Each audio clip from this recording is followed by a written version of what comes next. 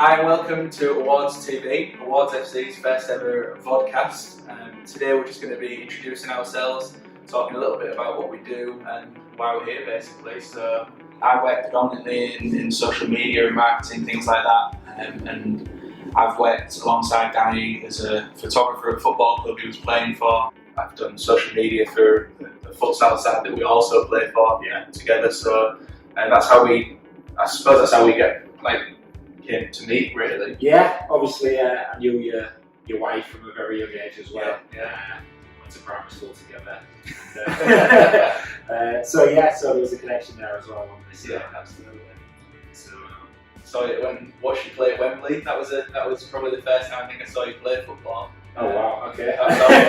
Yeah. Oh, right, okay. We've been involved quite a few projects, haven't we? And I think this, when I obviously came up with this idea originally, it was the first person I thought of because of your artistic qualities and just who you are. So, that was great.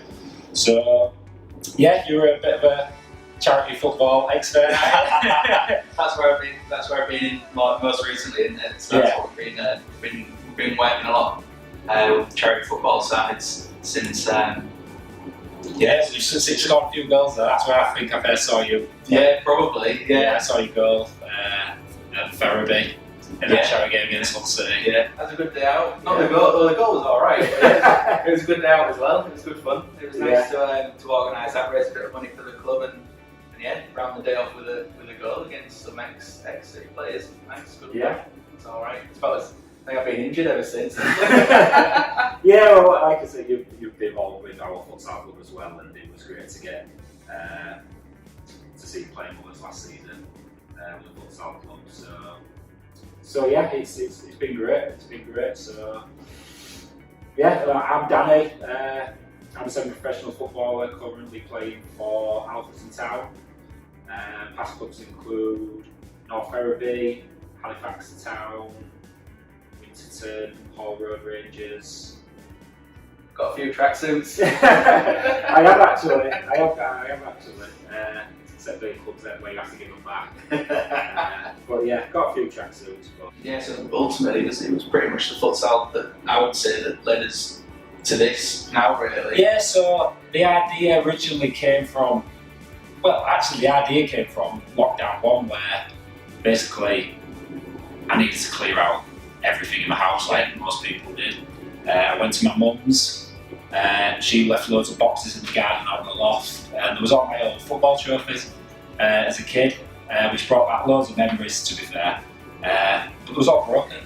It was all broken, or it was dated. There was no way the wife was letting me put them up in the house. So it coincided with me wanting to do something for the futsal club already, East Riding Futsal Club, and we do an annual awards, which is mainly for the kids, but we added men's in it. And I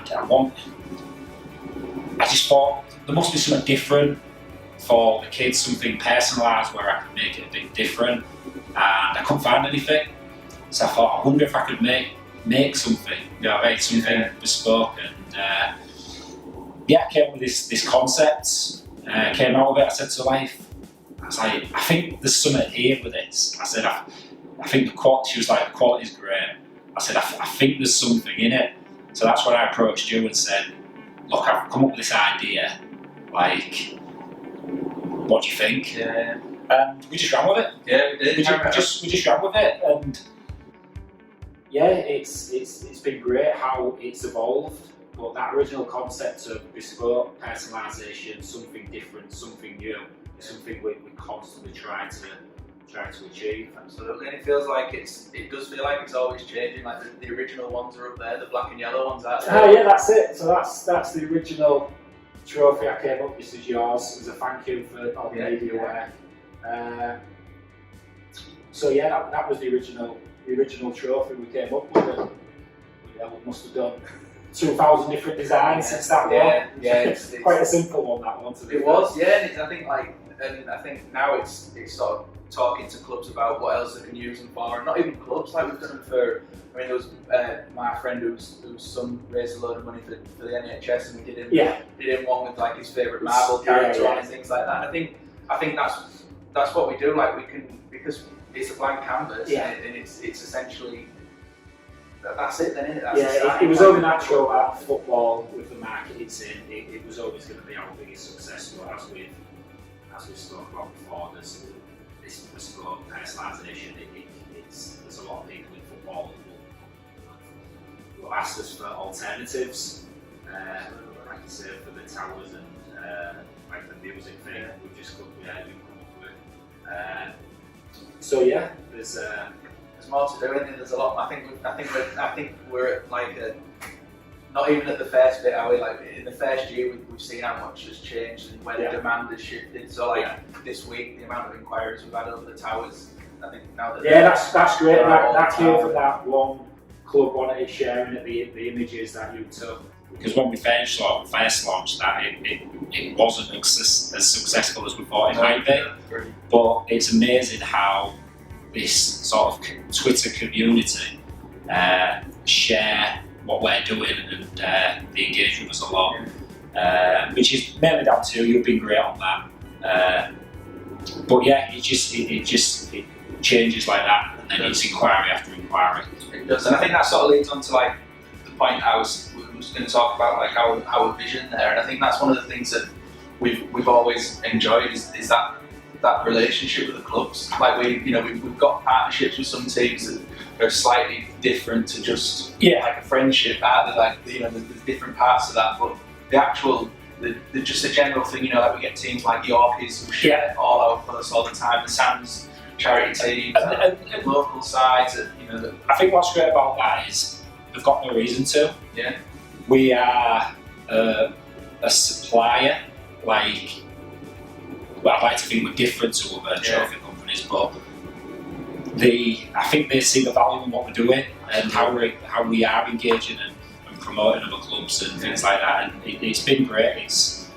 Can't thank them enough for what we've done. I think absolutely, because for me, without begging, like you said, the supplier, you wouldn't normally, I don't know, the person who supplies the studs for your football boots, you wouldn't give them exactly the push and the support that we've been getting from teams, really. And I think that's really special. Yeah, but I think one of the things we decided earlier is we don't want to just be a trophy company. So I think the name, the way we started with Awards FC, I think the way we came to that, I think the original name I had in my head was something along the lines of Sports Awards, and then you came up with Awards FC, which I'm sure people will think it's something to do with football. But obviously now you've met us, my surname's Clark and yours is Foster, and the FC just seems to fit. Seems to fit in perfectly with that. And I think the FC is useful because people do see it as like a team, and I think this community, this Twitter community, which everyone's engaging, Marine have just come into this, aren't they? And they're brilliant on it at the minute. And it's that whole team we've created, and people who are the partners now. The partners, they're not just customers, they're actually partners, and we promote them, they promote us, and I think it works really well. I think that's it, and that's a really nice position for us to be in as well. I think like we have seen it on Twitter. Other people in similar kind of businesses would just be sharing like catalogue links and things like that, and that's just not what works for us, because actually when we do try that, you don't get anywhere near as many hits as like someone like Bury sharing their man of the match. That's from the start. I think we said this can't be sell. No. I think we also knew that was in a position where the product would sell itself, and I think straight away the kids. So obviously when we first started, it was all the kids stuff on there. So the kids holding the trophy, which matched the shirt they was wearing, that was enough. We didn't need to put our price on, even though we know the price that we're at with our trophies is in line with the off the shelf trophies. So we could easily blast that and just go, well, why buy this when you can buy us? But I think what we've tried to do is show, look, be a part of what we're doing. So I mean, and I think it was November, or it was just before this lockdown. I think it was November that we shared 300 pictures that month. Right. People had shared them to us for us to then share, like 300 people to say this is our man of the match award for. So Yeah. it's little so and so's won this and he's won that, and but then the men joining in as well. That was something we never thought we'd get straight away. Well, I think one of the first men's ones I remember was Redditch. Yeah, And it was in the pub. some great pictures there, weren't there? Yeah. Well, I'll talk about that.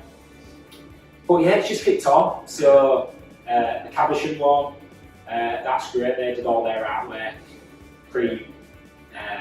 they don't do theirs on the day. They have like a photo shoot and then they'll just post that picture. We've seen everyone do things differently.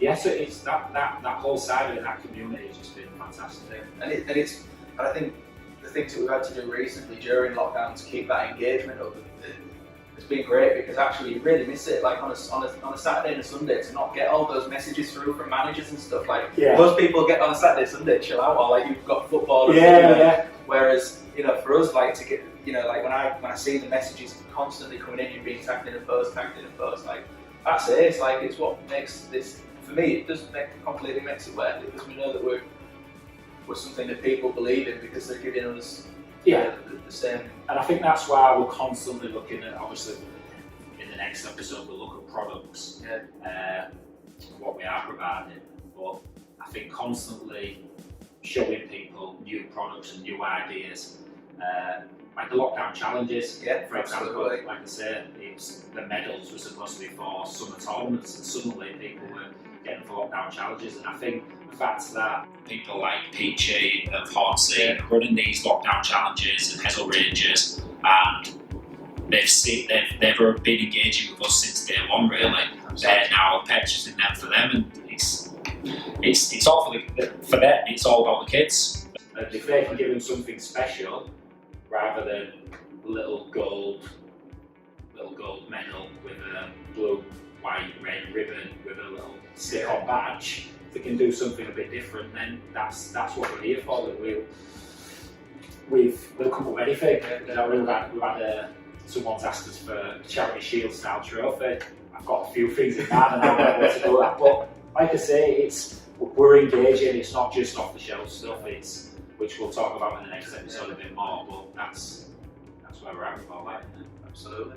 I think that's it for episode 1. Unless there's anything else you want to. No, just thank yous really. Like I say, it's the people who engage with our stuff and share all our content. It's the reason we're speaking today on this, isn't it? Would have needed like hundreds of these, wouldn't we? All the times that we've been talking, I've been thinking, we should maybe give them a shout out. And I'm thinking we'd just be reading. We'll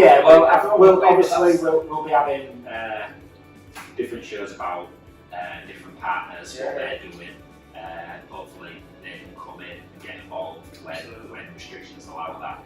But yeah, just thank yous to everyone that shares our content.